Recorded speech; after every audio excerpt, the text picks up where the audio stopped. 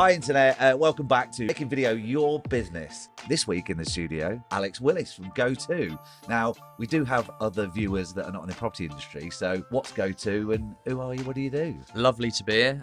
GOTO Group are we operate a number of services involved in the home moving journey, so 10 in total. Okay, and ultimately we are there to help people move home more efficiently, but also earn estate agents and mortgage advisors lots of money. We've been operating auctions now for 4 years. Okay, so and 2023 was massive for us, and again 2024 has started incredibly well. And alongside that, we operate a reservation fee service. Yeah, what is that? well. I mean, we were talking about this off camera, and I know, but for those that are watching, what is a reservation fee? It sounds, an interesting part or an interesting sort of positive part of the process. Absolutely. We launched auctions and became very aware, because we work with national agents and we work with a lot of agents in different areas and different price brackets, that auctions, a lot of people knew the benefits, some clear benefits to it, but actually the word auction, the terminology, the sort of fixed nature of that completion timescale, what didn't work for everyone.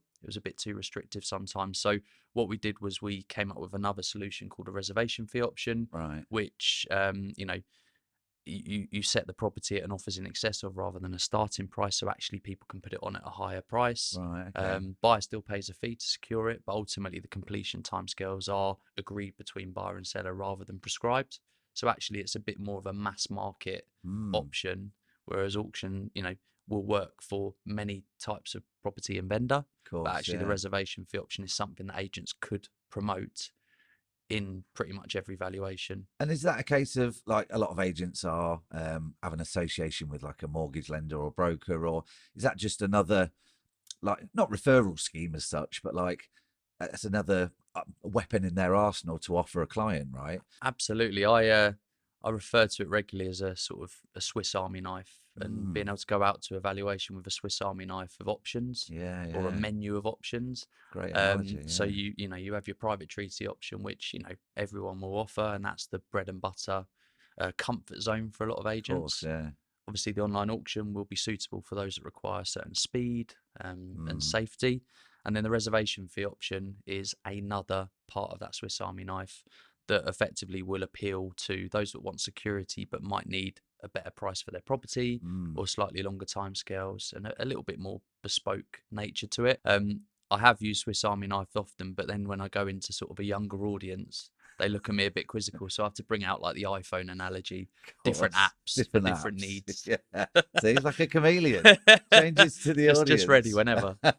And you say that talking with younger people, like you do a lot of work, or you have a performance coach yourself, if you don't mind talking about absolutely. that. How did you arrive at that point? Because, I mean, you've got a great job, like your chief sales officer for GOTO. You've obviously worked hard to get to that point. How did you get into that elite performance world almost? I initially went into sport, so I've got a football background. I became a professional football coach, so I was working full time at Wycombe Wanderers, and I did not know that. Yeah. So nice. I was pursuing becoming the next Pep Guardiola, or I've got my level 1 Coca-Cola, but it's not like that. And that was a huge passion for me, working with academy kids and trying to develop the next superstar. And I thought that was me. I was going to just pursue that and I'd be successful at it. So I had great belief in what I was doing, and I knew that I had to work hard to get there.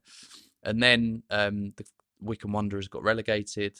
In their wisdom, they got rid of the youth department, all the next breed of academy kids that would have earned them more money. So I sort of was out of work, and I was sort of looking at getting back into it. But then I was offered an opportunity in the property technology space, so by our current owner of the business, Nigel. So he operated a company previously. So I went into that. It was in conveyancing.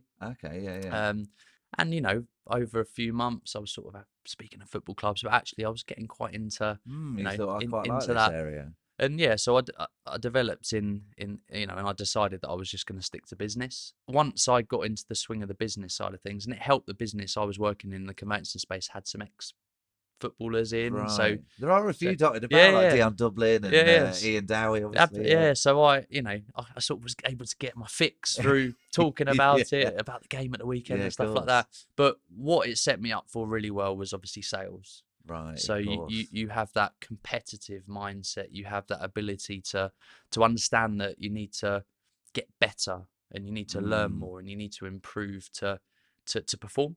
I was made a sales director, and I was then going to be leading people rather than be my own just doing the sales sales, yeah. result. Um, and at that point, I'd been recommended someone, a performance coach that could help be almost someone I could bounce ideas off, Of someone that course, had yeah. been very successful in business as well, and someone that actually works with elite sports people as well. So So you've for got that me, crossover it again, was like, yeah. it was the perfect marriage. And I genuinely think I've been working with the performance coach for just under 2.5 years, How regularly? once a week, hour a Okay. week. So And I genuinely think it has fast tracked me as a personally and leader, and professionally. yeah, by 3 years.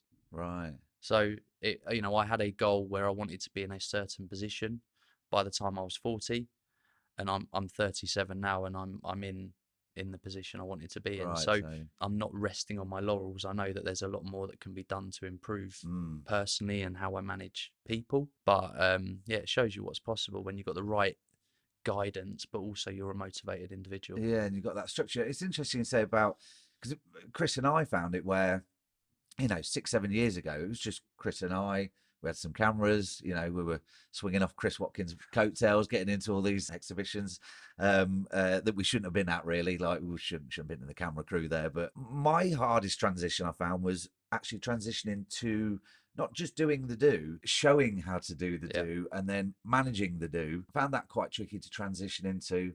Well, I really like doing the editing, but as we grow as a business, like, I mean, we're big believers in you've got to employ people that are better than you or more efficient than you. And did you take on any particular training, or was that forced upon you? As in, I've got to learn how to do this myself. in line with working with the performance coach, I took on a massive interest in psychology Okay, yeah, of yeah. human behaviour and high performance. So, when I was in football with Wycombe Wanderers, we had the largest psychology department of any club in Europe, and we were Really, a League One wow. club. So there was always an interest in the mind and how to Mm. influence people and read body language and stuff like that. Especially in So a team sport as well, yeah, because yeah, huge.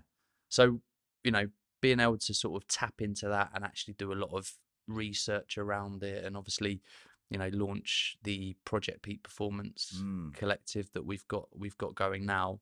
That psychology element and trying to understand what motivates people and how to get the best out of mm. people. I think that was a big part of it. It's interesting, I think I came here a few years ago and it was just yourself and Chris, Yeah, and yeah. now walking in today, there's a team, and there's a you've obviously got bigger and are doing really well. So massive credit to you guys. You can have the media side of things that you guys do, or a psychologist or a performance coach, someone that has great technical knowledge Mm, and could actually like know everything under the sun about a subject. But if you don't have that charisma or that ability to translate it, mm, then you're really limited. And I mm. think again with you guys, you're at the events, you're infectious to be around. It's it's easy to warm to you. If we look back at from a business sense now, we take a lot more time now with recruitment process for Do salespeople. you right? So, speaking to people at the moment, we're on a sort of third and fourth conversations in Mm, terms of an interview process to really understand the type of personalities that we're bringing into the business. We've gone through periods of time early when we were sort of startup mode in the first few years where first interview, oh, I get a really good feeling about yeah, this they'd person, be and great. get them in, and 6 months later, the real, A bit of a the real chain around the person neck. comes Yeah, out. Yeah. Once the So probation's finished, yeah, yeah. yeah. So, really trying to tap into, okay, what kind of personality have they got? Have they got, a And do growth you do mindset? Are they opportunity minded? Are they someone that, does self-development outside of just work to, mm, just working? do you have that initial stage where they'll put in a 30-second video, just not in terms of obviously the profiling of what someone looks or sounds like, but do you do that, and does it give you a sense of what they might I be? think we've engaged with recruitment firms that have sent us videos of people, and Sure. actually, it's useful because Mm, it's good to see how people come across. I think whenever we will interview someone, it will never be a phone call, or it will have to be at the bare minimum a virtual meet. yes, yeah. But as part of it, there will always have to be a face to face at some point to actually Mm. understand how people Well, you need to meet interact in someone, don't you, and person. get Yeah. that So I sense. mean, with the video, part where someone sends you a 30 to 60-second grab of them answering some questions. I think, you know, who knows, that could be take 10 or 12, you know, they could have absolutely masked it to come across the way they want. So yes, we dabble in it, but generally the face-to-face stuff, we need to have that. But the use, you know, the media part initially, the video, the virtual part of it is really useful to sort of almost narrow down the candidates. And just quickly streamline your recruitment process, yeah. And I mean, I'll generally come in at sort of conversation 3, probably, where someone's had a couple of conversations. Then you're a fresh pair of eyes on it. Yeah, the candidate's presented something, and then I'll be in sort of third stage where it's like, okay, well, let's talk to them together.